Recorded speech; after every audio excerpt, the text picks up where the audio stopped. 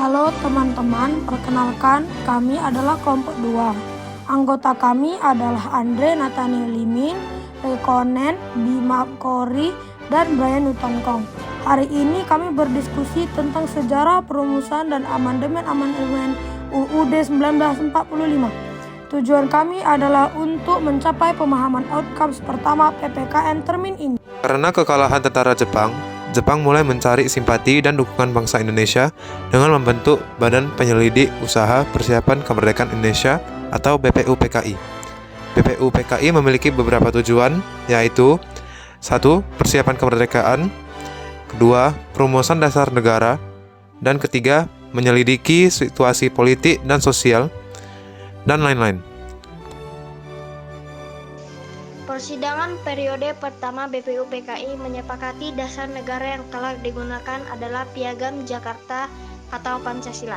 Kendati dasar negara belum ditetapkan secara resmi, pada sidang BPUPKI pertama, 3 tokoh Indonesia mengusulkan dasar negara, yakni Muhammad Yamin pada 29 Mei 1945, Profesor Supomo pada 31 Mei 1945, dan Insinyur Soekarno pada 1 Juni 1945. Rumusan yang dinamai sebagai Piagam Jakarta Charter memuat rumusan Pancasila, yakni ketuhanan dengan kewajiban menjalankan syariat Islam bagi pemeluk-pemeluknya, kemanusiaan yang adil dan beradab, persatuan Indonesia, kerakyatan yang dipimpin oleh hikmat kebijaksanaan dalam permusyawaratan perwakilan, keadilan sosial bagi seluruh rakyat Indonesia.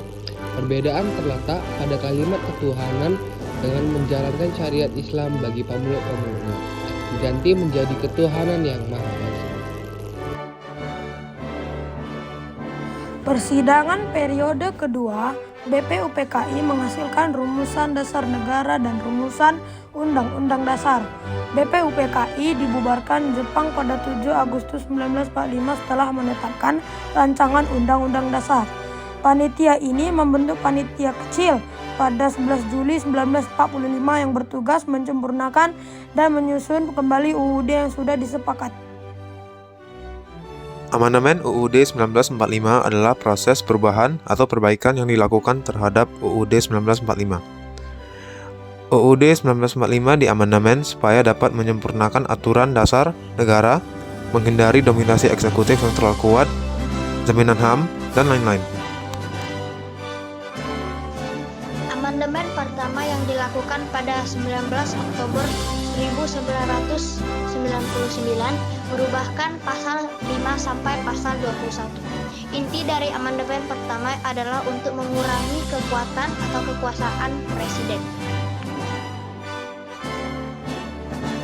Amandemen yang kedua dilakukan pada 18 Agustus tahun 2000, merubahkan pasal 28A sampai pasal 28J. Inti dari amandemen kedua ditujukan untuk meningkatkan jaminan hak asasi manusia. Amandemen ketiga yang dilakukan pada 10 November 2001 merubahkan pasal 1 sampai pasal 22C. Inti dari amandemen ketiga adalah perubahan bentuk dan kedaulatan negara, kewenangan MPR, kepresidenan, keuangan negara, dan kekuasaan kehakiman. Amandemen keempat yang dilakukan pada 10 Agustus 2002 merubahkan pasal 2 sampai pasal 37.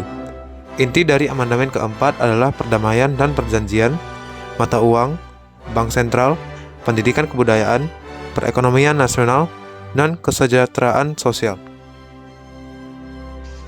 Terima kasih telah menonton video kami. Apakah ada pertanyaan atau komentar?